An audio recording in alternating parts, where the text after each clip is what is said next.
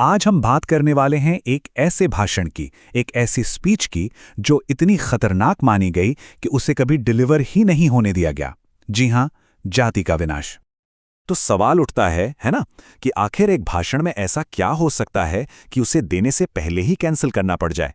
यही वो सवाल है जो इस पूरी कहानी की जड़ में है और इसने हमारे सामाजिक इतिहास पर एक बहुत गहरी छाप छोड़ी है। तो चलिए शुरू से शुरू करते हैं। ये सब शुरू हुआ एक बड़े ही प्रतिष्ठित निमंत्रण के साथ जो डॉक्टर बी.आर. अम्बेडकर को भेजा गया था। लेकिन इसका जो अंत हुआ वो बड़ा ही नाटकीय था। देखिए, दिसंबर 1935 में डॉक्टर अम्बेडकर को जात पात तोड़क मंडल ने अपने वार्षिक सम्मेलन की अध्यक्षता के लिए बुलाया। सब कुछ ठीक चल रहा था, लेकिन जैसे ही मंडल के लोगों ने भाषण पढ़ा, सारा मामला पलट गया। पहले तो उन्होंने वेद सिद्ध हटाने को कहा, फिर तो बड़े बदलावों की मांग करने लगे और आखिर में धमकी दे डाली कि सम्मेलन ही अनिश्चितकाल के लिए टाल दिया जाएगा। और मई 1936 आते आते जब अम्बेडकर ने एक भी शब्द बदलने से मना कर दिया तो सम्मेलन को आधिकारिक तौर पे रद्द ही कर दिया गया। मतलब जो चीज़ इतने उत्साह से शुरू हुई थी वो एक गंभीर टकराव में बदल गई। और इस पर डॉक्टर अम्बेडकर का जवाब देखिए। उन्होंने साफ साफ कह दिया, मैं एक कॉमा भी नहीं बदलूंगा, भाषण जैसा है वैसा ही स्वीकार करना होगा, इसमें लिखे विचारों की जिम्मेदारी पूरी तरह से मेरी है। इससे पता चलता है कि वो अपनी बौद्धिक स्वतंत्रता को लेकर कितने अडिग थे। कोई समझौता नहीं। तो अब आते हैं सबसे बड़े सवाल पर। आखिर उस भाषण में ऐसा था क्या कि समाज सुधारकों का एक पूरा समूह इतना डर गया। चलिए अब इस भाषण के पन्ने पलटते हैं और देखते हैं।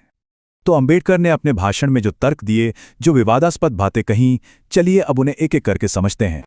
अम्बेडकर ने जाति को एक राक्षस कहा। उन्होंने कहा, आप किसी भी दिशा में मुड़ें, जाति वो राक्षस है जो आपका रास्ता काटता है। मतलब चाहे आप राजनीतिक सुधार की बात करें या आर्थिक सुधार की, जब तक इस राक्षस को खत्म नहीं किया जाता कुछ भी संभव नहीं है। क्या जबरदस्त उपमा है।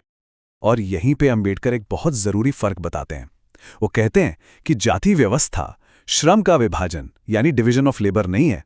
वो तो किसी भी समाज में होता है, अपनी पसंद और काबिलियत के हिसाब से। लेकिन जाति व्यवस्था वो है श्रमिकों का विभाजन, डिवीजन ऑफ लेबरर्स। मतलब ये काम को नहीं बल्कि काम करने वालों को, इंसानों को जन के आधार पर ऊंच नीच के खांचों में बांट देती है। और इसके नतीजे क्या होते हैं? अम्बेडकर गिनाते हैं कि ये व्यवस्था हिंदुओं को कभी एक समाज या राष्ट्र बनने ही नहीं देती। ये लोगों के अंदर से पब्लिक स्पिरिट यानी सार्वजनिक भावना को ही खत्म कर देती है। एक जाति का दूसरी जाति के प्रति कोई भाईचारा नहीं रहता। और तो और ये लोगों को उनके पुश्तैनी काम में बांधकर बेरोजगारी भी पैदा करती है। कुल मिलाकर ये सिर्फ एक सामाजिक बुराई नहीं बल्कि देश के लिए एक बहुत बड़ी रुकावट थी।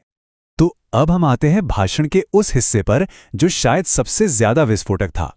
वो हिस्सा जिसकी वजह से असल में सारा हंगामा खड़ा हुआ। देखिए, उस समय ज्यादातर सुधारक क्या कह रहे थे? साथ में खाना खा लो, इंटरकास्ट शादी कर लो, बस।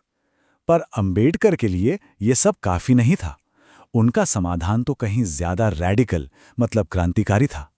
तो आखिर क्या था वो समाधान? उन्होंने कहा कि सिर्फ परिवार के स्तर पर सुधार करने से या कुछ सामाजिक कुरीतियों को हटाने से बात नहीं बनेगी। यहां तक कि सिर्फ पूरे सामाजिक ताने बाने को बदलने से भी काम नहीं चलेगा, क्योंकि उनके मुताबिक समस्या की जड़ें कहीं ज्यादा गहरी थी। और ये रहा वो सबसे बड़ा, सबसे विवादास्पद विचार। अम्बेडकर ने कहा कि जाति व्यवस्था को तोड़ने का एक ही तरीका है, उन धार्मिक धारणाओं को नष्ट करना जिन पर जाति की नींव रखी गई है। बस यही वो लाइन थी जिसने सब कुछ बदल दिया। उन्होंने सीधे सीधे उस धार्मिक बुनियाद पर ही सवाल उठा दिया जिस पर जाति की पूरी इमारत खड़ी थी। उनका ये कहना एक तरह से सीधे सीधे उन धर्म ग्रंथों और शास्त्रों के अधिकार को चुनौती देना था जो जाति व्यवस्था को सही ठहराते हैं। जैसे कि ये शास्त्रीय आदेश, वर्णामाम ब्राह्मणो गुरुः, यानी वर्णों में ब्राह्मण ही गुरु हैं। अम्बेडकर इसी जड़ पर प्रहार कर रहे थे। लेकिन बात सिर्फ जाति की आलोचना तक ही सीमित नहीं थी। अम्बेडकर ने इस समस्या की जड़ों को समझने के लिए एक गहरी ऐतिहासिक पड़ताल भी की। खासतौर पर ये अस्पृश्यता या छुआछूत ये शुरू कैसे हुई? तो अम्बेडकर ने सिर्फ जाति की आलोचना ही नहीं की, बल्कि उन्होंने इस पर एक बिल्कुल नई थ्योरी भी दी कि अस्पृश्यता आखिर शुरू कैसे हुई। ये उन्होंने अपनी किताब द अनटचेबल्स में बताया। उनकी थ्योरी बड़ी दिलचस्प है।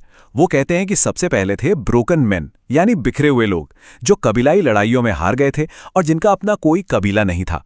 ये लोग गांव के बाहर बस गए और चौकीदारी के बदले में खाना आसरा पाते थे। फिर इनमें से कई लोगों ने बौद्ध धर्म अपना लिया, जो ब्राह्मणवाद और जाति को नहीं मानता था।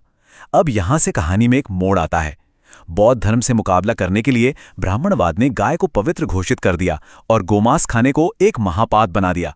लेकिन ये जो बौद्ध ब्रोकन मैन थे, ये गरीब थे और मरे हुए मवेशियों का मांस खाते थे। बस इसी वजह से उन्हें हमेशा के लिए अशुद्ध घोषित कर दिया गया और यहीं से लगभग 400 ईस्वी के आसपास वंशानुगत छुआछूत की शुरुआत हुई। तो अंबेडकर के अनुसार इसकी जड़ें नस्ल या काम में नहीं, बल्कि धर्म और राजनीति के पुराने टकराव में थी। तो भाषण तो रद्द हो गया, लेकिन कहानी यहां खत्म नहीं होती। चलिए अब देखते हैं कि इस अघोषित भाषण का आखिर हुआ क्या और इसका असर कितना गहरा पड़ा। डॉक्टर अंबेडकर को बोलने के लिए मंच नहीं दिया गया, तो उन्होंने चुप रहना मंजूर नहीं किया। उन्होंने उस भाषण को खुद ही एक किताब की शक्ल में प्रकाशित कर दिया। मतलब अगर कोई उन्हें प्लेटफॉर्म नहीं देगा, तो वो अपना प्लेटफॉर्म खुद बना लेंगे। उनका संकल्प देखिए। और इसका नतीजा 1936 में जो पहला अंग्रेजी एडिशन छपा, उसकी 1500 कॉपियां 2 महीने से भी कम समय में बिक गईं। ये नंबर बताता है कि लोग इन विचारों को पढ़ने सुनने के लिए कितने बेचैन थे, भले ही बड़े बड़े नेता इसे दबाने की कोशिश कर रहे थे। और बस जाति का विनाश भारत में सामाजिक न्याय की लड़ाई का एक फाउंडेशनल टेक्स्ट, एक बुनियादी ग्रंथ बन गया। और कमाल की बात यह है कि इसमें उठाए गए जो क्रांतिकारी सवाल थे, वो 1936 में जितने जरूरी थे, उतने ही आज भी हैं। तो आखिर में ये एक बड़ा सवाल हमारे सामने रह जाता है ना, कि क्या कोई भी समाज अपनी सबसे पवित्र, सबसे गहरी मान्यताओं का सामना किए बिना सच में कभी सुधर सकता है? ये वो चुनौती है जो डॉक्टर अंबेडकर का काम हम सबके सामने रखता है।